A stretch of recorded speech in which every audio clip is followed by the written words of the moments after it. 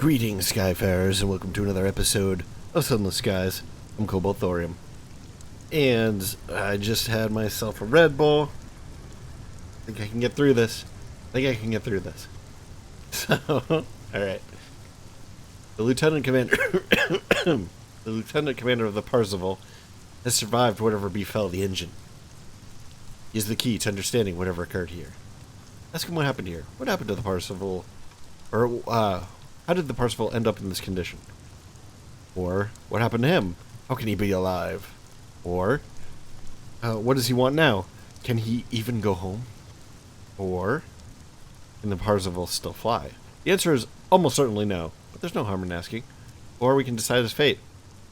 This cannot continue, so we'll bring the story of the Parzifal to a conclusion. Alright, let's just go in order. What happened here? How'd the Parzifal end up in this condition? Boop. We met the children on Hybris. We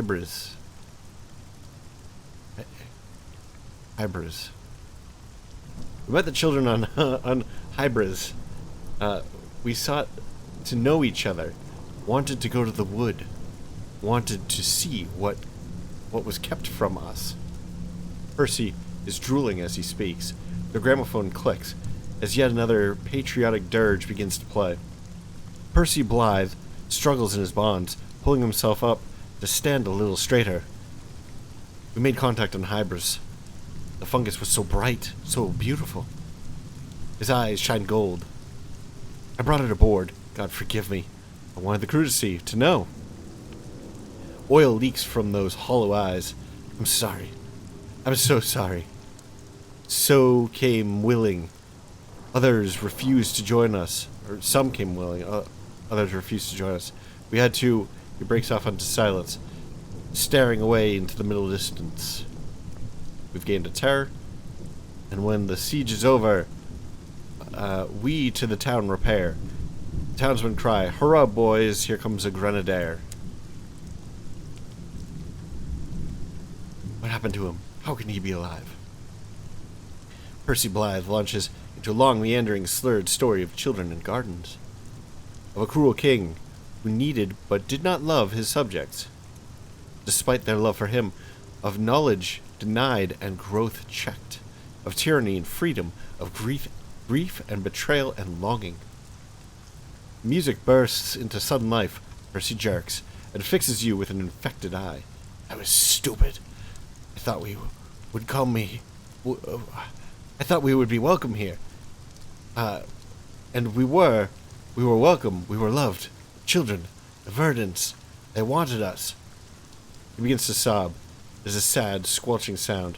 So we can console him. Something of the man remains. Or we can keep our distance. You're not going near his noxious secretions. Yeah, we're not going near. The oily burbling goes on. Okay. The oily burbling goes on for some time. Lieutenant Commander becomes rapidly incoherent. Sometimes he weeps for mother, and other times for London. He believes himself disgraced twice over. Eventually, the embarrassing affair comes to a stop. Percy Blythe is left blowing clouds of spores from his mouth, his eyes vacant. Send her victorious, happy and glorious, long to reign over us. 3 more terror. Geez, we're getting 3 now at a time? Oof. Okay, so what happened to him? We've sort of figured that out. What does he want now? Can he even go home? Okay, 1 terror. We can take 1 terror. When it starts adding like 3 at a time, that's when I start to get concerned. Well, this is getting kind of high. Lieutenant Commander Percy Blythe lets out a low moan and slumps forward. The chains of fungus adjust to accommodate his despair. Home, he slurs, like a drunk man demanding another drink. On Hybris, mother spored us there. She set out her children across the stars to learn. The traitors would. We were forbidden from entering there. But now the king is dead. But this craft failed before we could arrive. His body jerks, as though shocked. Percy's face rises to face you. London, he rasps. London! Okay, we gained a terror. Here's a health unto Her Majesty with a fa-la-la-la-la confusion to her enemies. Okay. Here's what I'm thinking is happening right here. We sort of have these two. Okay, so there are parasites that get into things' brains in real life, and they change their behavior. I mean, the most obvious one is rabies, right? And viruses are parasites. And what rabies will do is it'll make things aggressive. It'll make it so that they don't like to swallow or drink, so that the foam builds up in their mouth. So when they do bite on something, it transmits the disease. And yeah, so that actually gets into the brain, and it changes your emotions and what you want to do, and it just overrides, or it sort of overrides your thought processes. It sort of tickles you to go in a particular direction. There are things that do this much more so than that. Probably a really good case might be what do they call it? Oh jeez, I can't even remember the name of this thing. Those brain worms, what are they called? Toxoplasmosis, I want to say it's called. Google it, it's fascinating.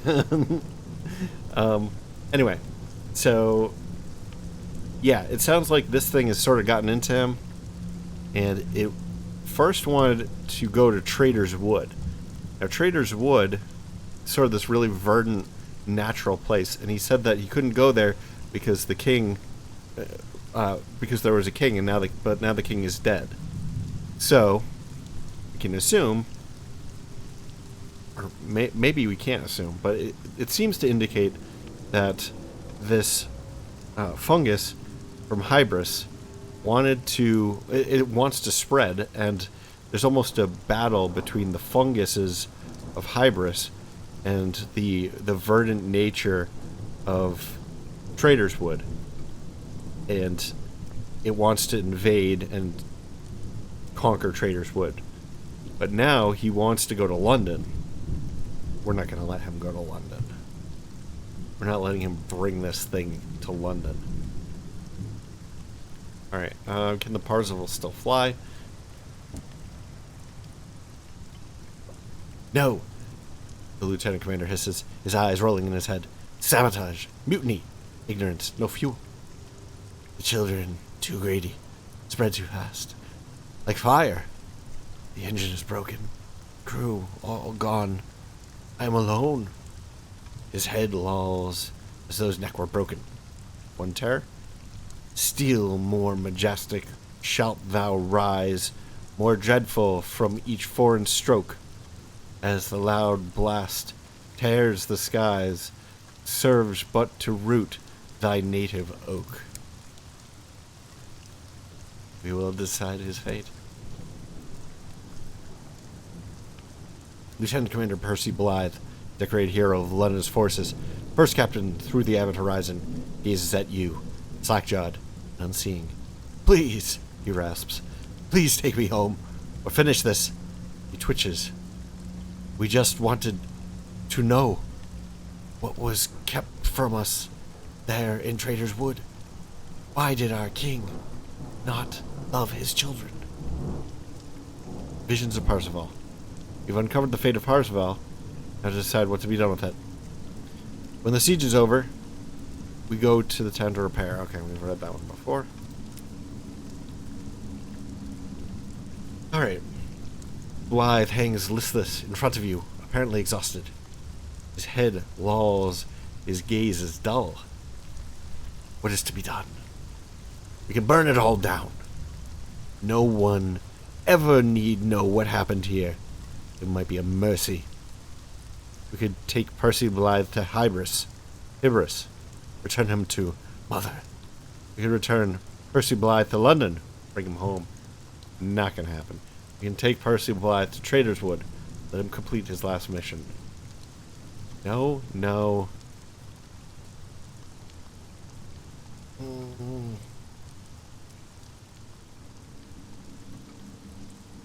I'm really getting the feeling that this is a malevolent force. I don't know if I want to.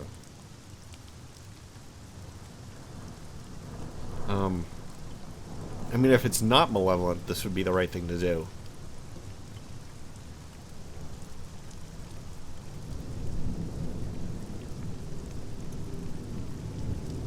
Just trying to remember back and see if anything specifically happened that was like the fungus is doing.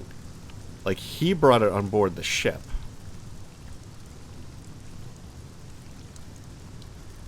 Actually, I don't want him on my ship. We're gonna burn it down. Blythe spirits. The remnant of Percy Blythe does not appear to register your response. His head bobs with the tilting of the engine. You back away from the door and quickly away through the rotting carriages of the Parzifal. Your crew do not need telling twice. With pistols and torches, you roam the fruiting carriages, igniting plump walls of fungus wherever you find them. You work from back to front until the locomotive blazes like a fireworks display at proms. Soon, the engine will be little more than a smoldering husk, and somewhere in the conflagration burns Percy Blythe. But not for long. You flee the smoking wreck of the Parzifal, having purged it of its infection. Fate of the Parzifal. Parzifal and its captains have perished in flames. We've gained 1,000 experience. That's starting to get to be very little. New total, blah blah blah. The devils of Carillion claim to be experts in the assessment and improvement of the soul. They describe yours as disappointingly clear, almost transparent. Can we go back on there? Interesting. They probably should remove this. Look at that. That's crazy looking. Oof. That looked like background. Okay, how do I jet out of here? I think it's this one. Yeah. So there's fungus here. It's colonized this area.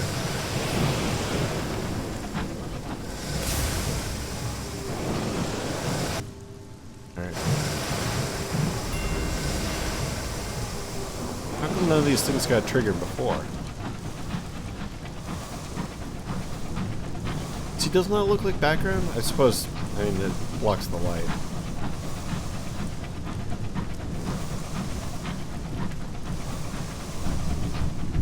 Oh, this is all fungus.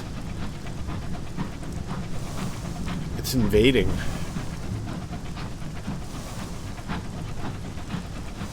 It's gonna take over the, it's gonna take over the forest here, eventually.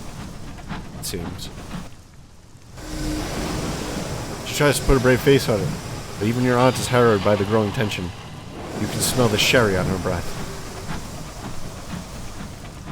Sherry is disgusting. Whoa, look at that. Looks like a glitch. The end of a tile or something. Never got registered. The driver is considering the fungal rocks an expression of what? Of what? Recognition, perhaps? Alright. We have really high terror. Let's destroy this fungus.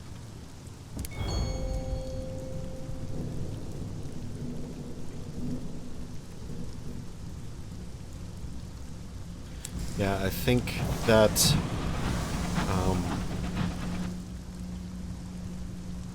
was the same message as we had before. Send out an owl. I think we're gonna go to the Regent's tiers and try to reduce our terror, because it's not looking good.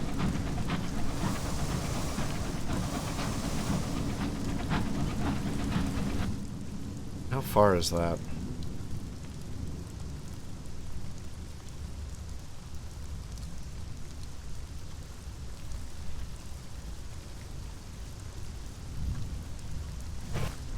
Oh, what is this?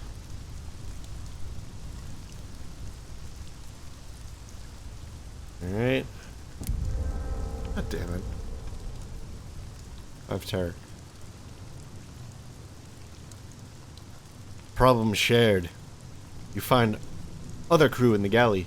You tell them of your dream. They are unsettled. They had the same dream too.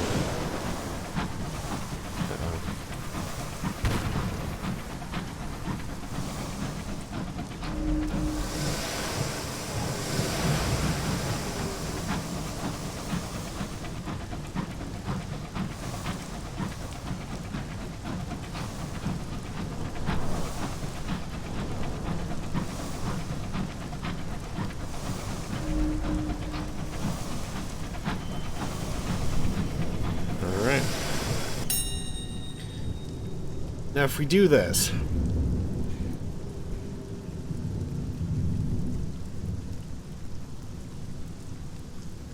follow the guide to the top of the tiers. A hooded woman, half concealed in the spray, waits by the waterfall.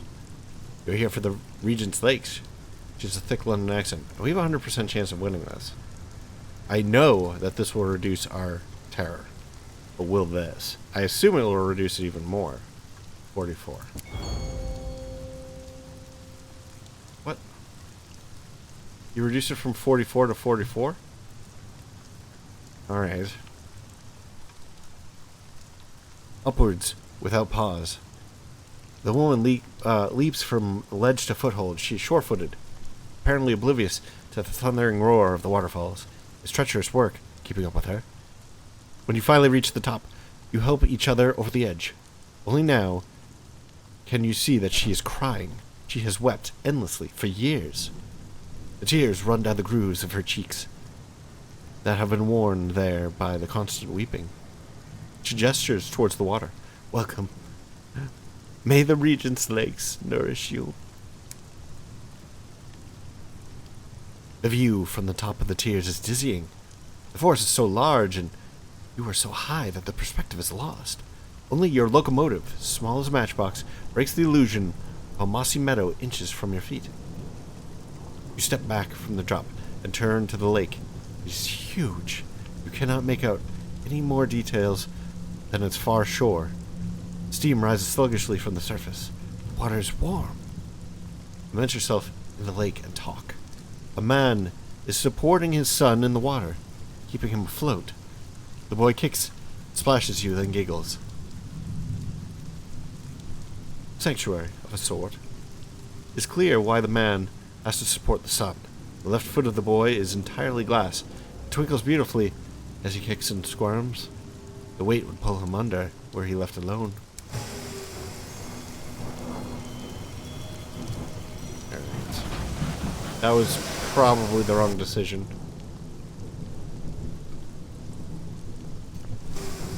Looks like there's a couple of things over here. Oh, yeah. Forester bees.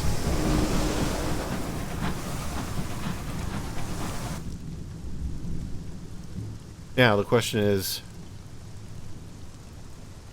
our terror too high to continue? I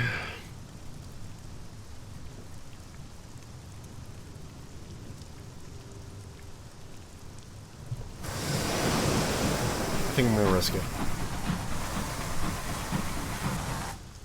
So here's the goal. I'm going to hit this here. We're going to go around this way. We're going to go around this way. And then if our terror's probably going to be really high, we're going to hit the unknown rat and get to Port Avon. That's the closest place where we can be fairly guaranteed. Get away.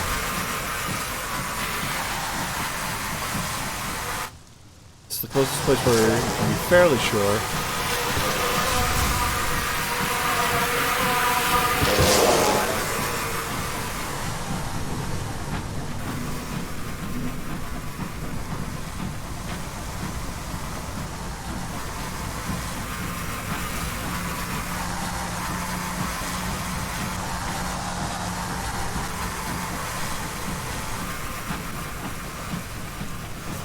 Hi.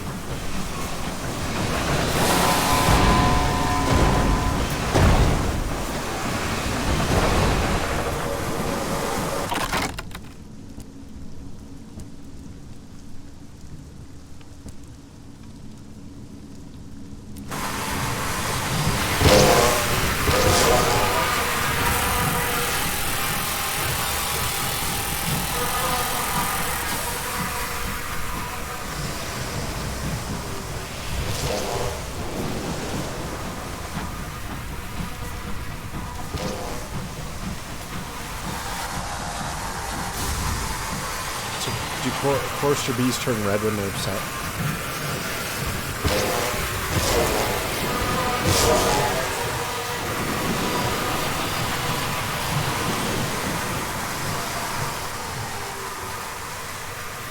This gun definitely seems not as good at fighting chorister bees.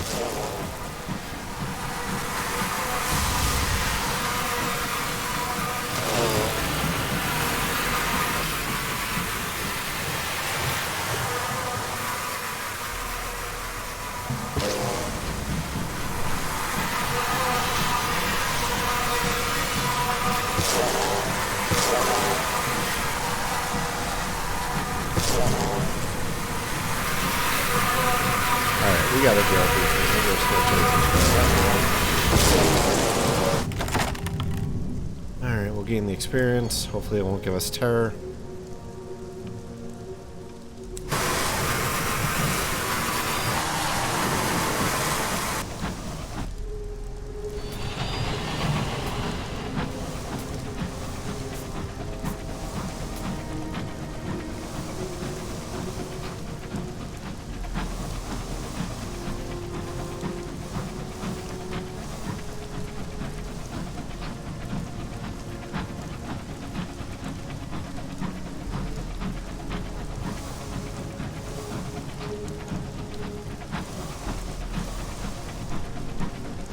Look at this place. This is amazing.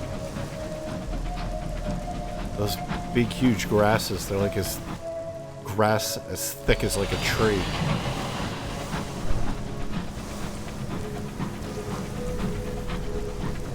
And here are more chorister bees.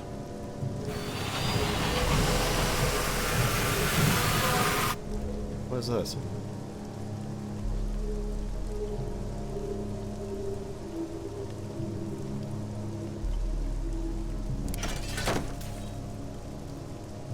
Alright.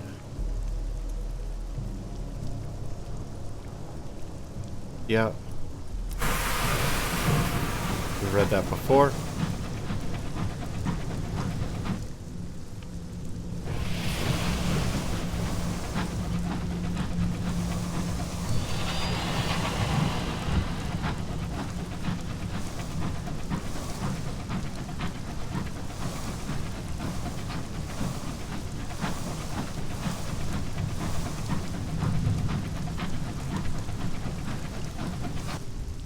What is going on here? We're getting low on rations. You know what? Whatever. Who cares?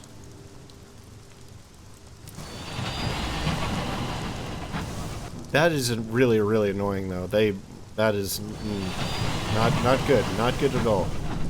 You can't have like 2 quests right in a row. Oh, jeez.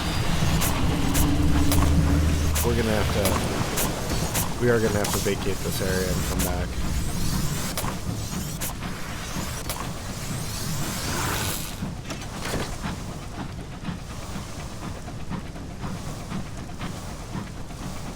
That's unfortunate. It's such a waste of time.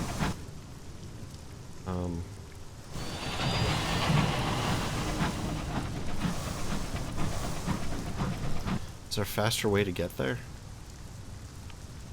Actually, it's faster to get to Port Prosper. But will we be able to deal with our terror? We'll definitely be able to get supplies. I think it's safer to go to Port Prosper.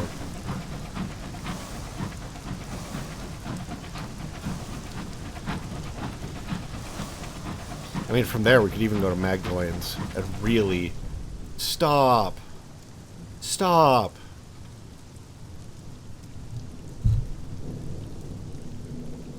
It's only 48.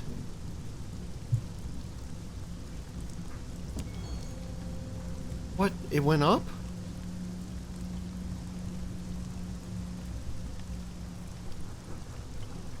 A mysterious outbreak of nostalgia spreading through the crew. Frequently, they stop work to stare into the misty remembrance. They gather during evenings to meditate on times gone by and debate on the ways in which the past was superior to the present. The air is full of sighs. Nostalgia is fueled by the melancholy. Melancholy, the fruitful muse. Perhaps you'll be inspired, succumb and write. Inspiration.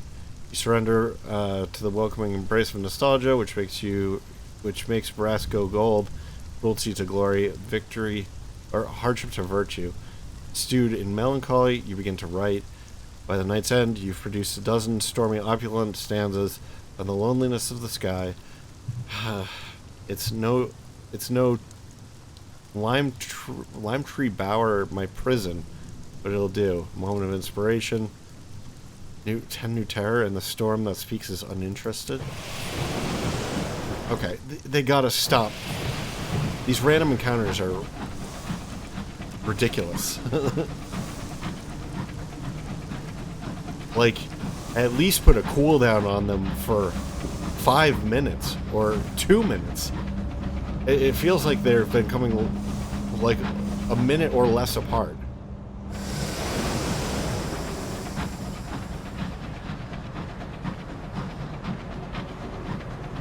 I mean, I get that if you have more terror, you're more likely to get these random encounters, random events. But there should be a limit. I mean, come on.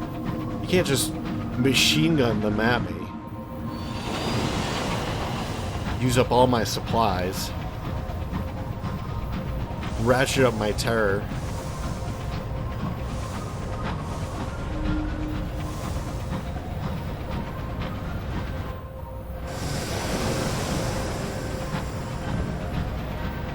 I mean, as much as I admire the writing in this game, you can tell that they're not really game designers.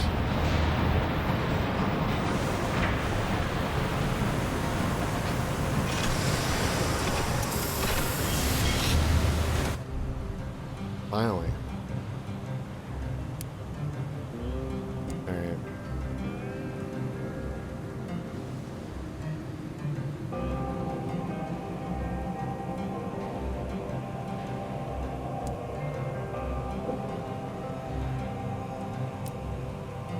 That didn't help.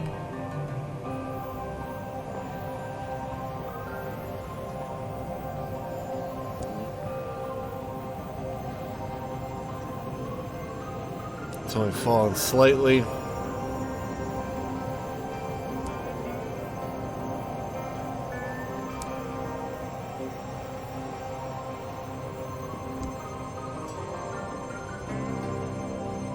Traitor's Wood. Great. Wonderful.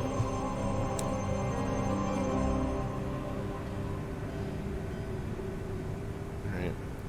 Doesn't look like there's anything else we should really do here except pick up a ton of food. Let's get out of here. I'm gonna go straight to Magdalene's.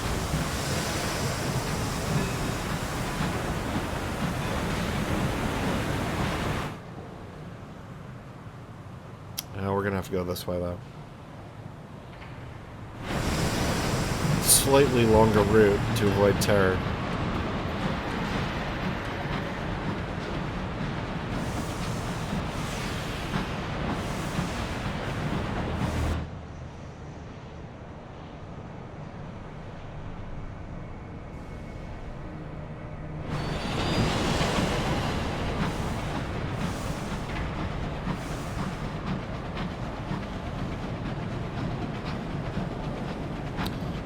Dare.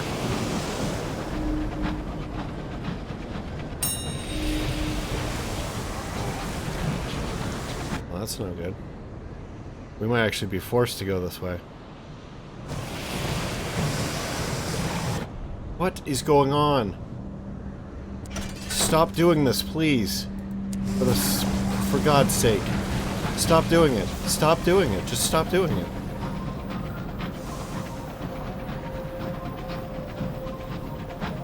That is really, really annoying.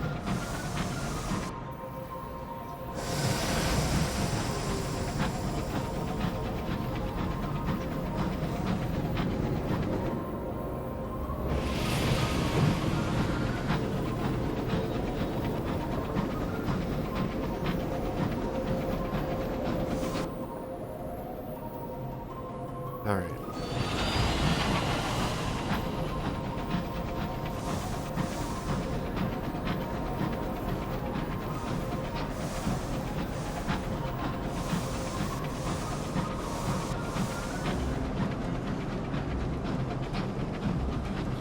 Yeah, the one complaint that I have, and I would say that I probably have a few complaints, but maybe one of the biggest complaints is the random encounter system, because they happen during combat, which I think is unacceptable. And they also just happen too often. Like, here's an idea. Trade the random encounter frequency for... Oh, what is this? Trade the frequency for the please leave. What? We can strip her for repairs? Why? Where are we damaged? Slightly.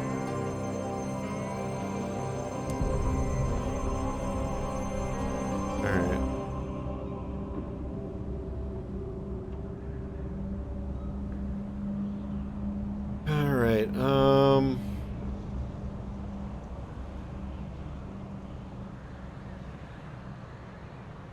Let's go to the captain's quarters.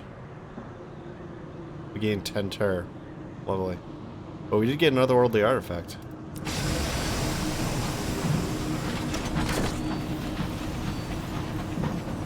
I'm not messing with you. You know, we haven't seen a lot of dreadnoughts. That's a little bit worrying.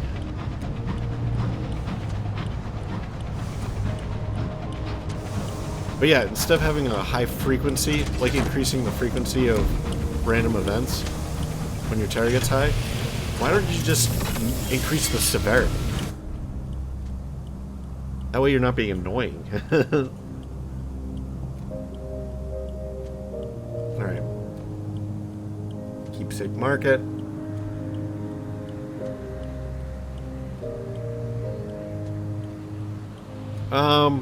Terror is why we're here. We can get rid of a significant amount with only 50 sovereigns, so let's do that.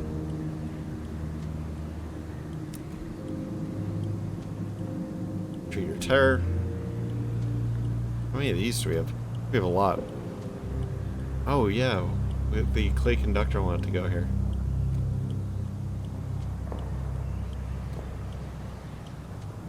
Alright, what do we have? 21, 7, oof. 51. We'll do that. 19, and then this.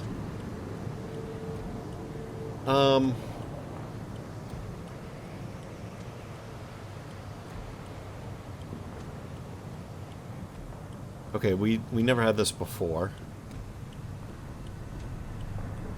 So, yeah, let's do it. Request a Clay attendant for the Clay Conductor.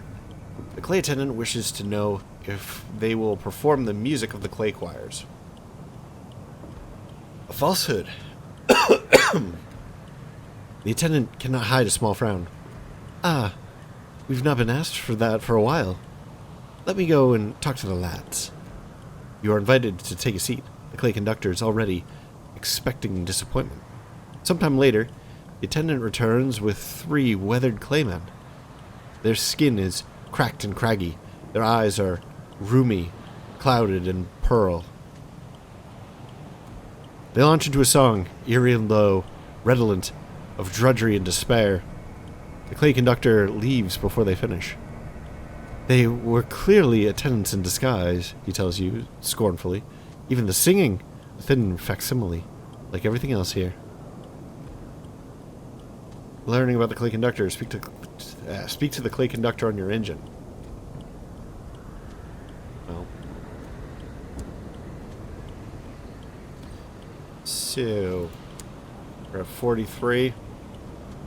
Let's do someone from the past. Oof. I really took it down. Let's do one more of those.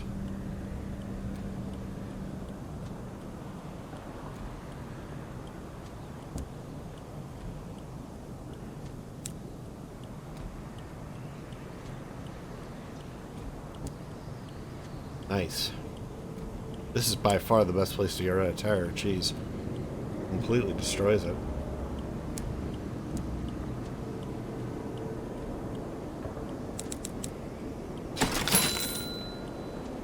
We'll buy the Courser Nectar. Top up. Then I think we'll check the journal. See if there's anything else that we have going on here. Actually, we should talk to the Clay Conductor. The Clay Conductor has taken a berth in the back of your locomotive. Oh, actually, we've already... Interesting, we just got course connector. That's nice. Alright, let's first by spending some time with the Clay Conductor and just see what he says.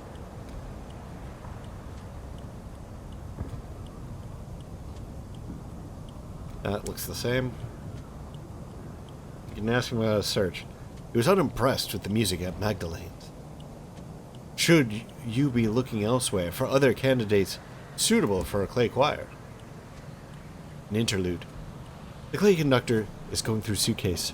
The urn lies on the floor.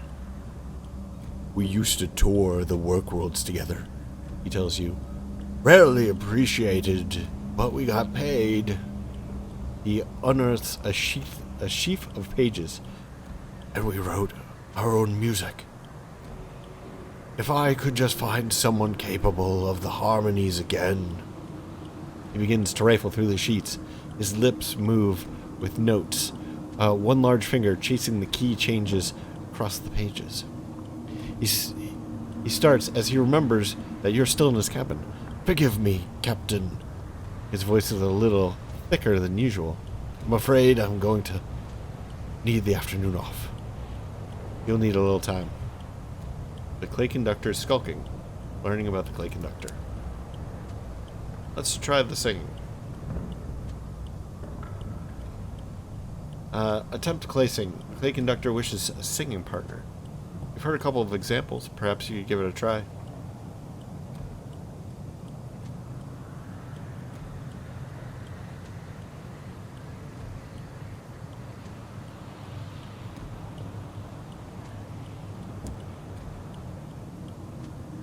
No rest for captains. Your singing is horrible. Alright.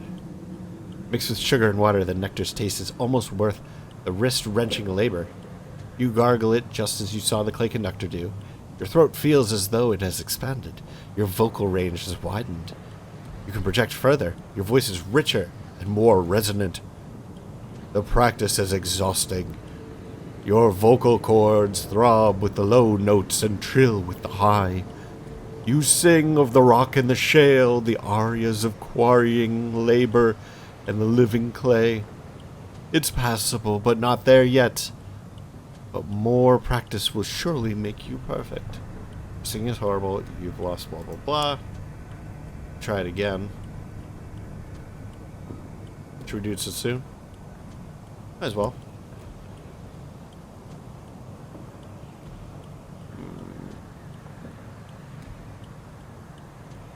The practice is exhausting. Your vocal cords throb with the low notes and trill with the high. You sing with the... Oh, that's the same. It's passable, but not there yet. But more practice will surely make you perfect. We've only got one gourd left. Let's give it a try.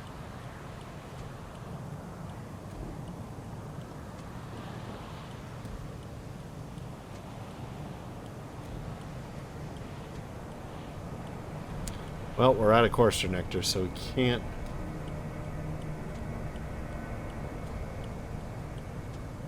I hope we don't need these for anything. We've been at it for some time now. Surely you must be improving.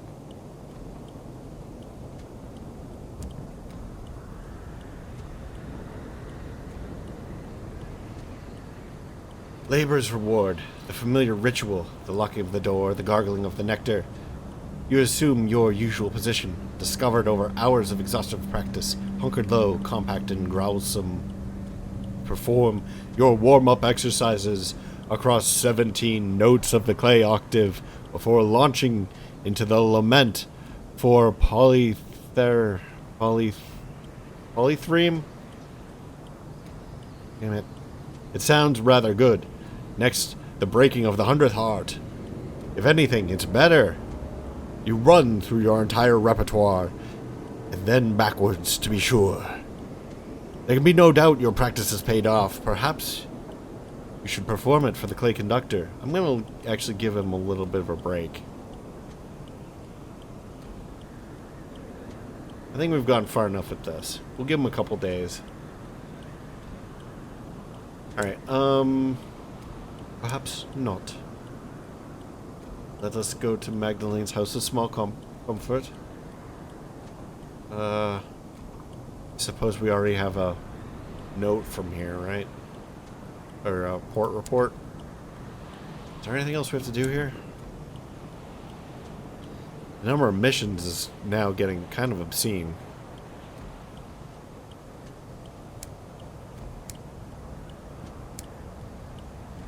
Winchester, Avon.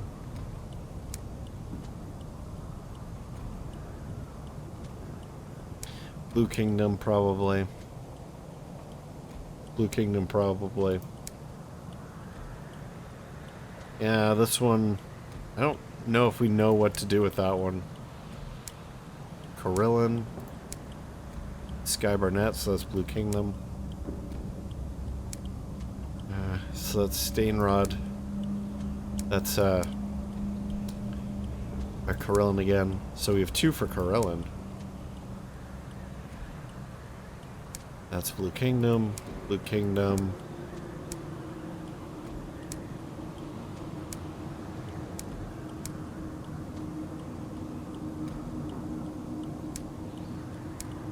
There's another for New Winchester.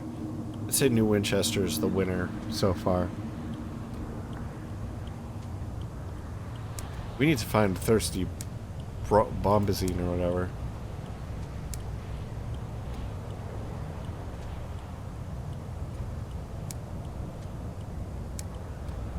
And we still have to find this,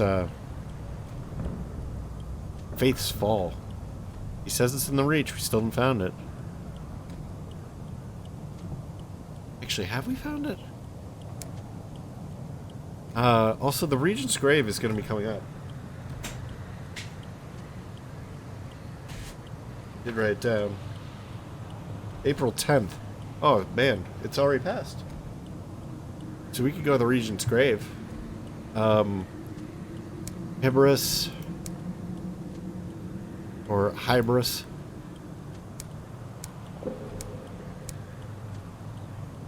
Okay.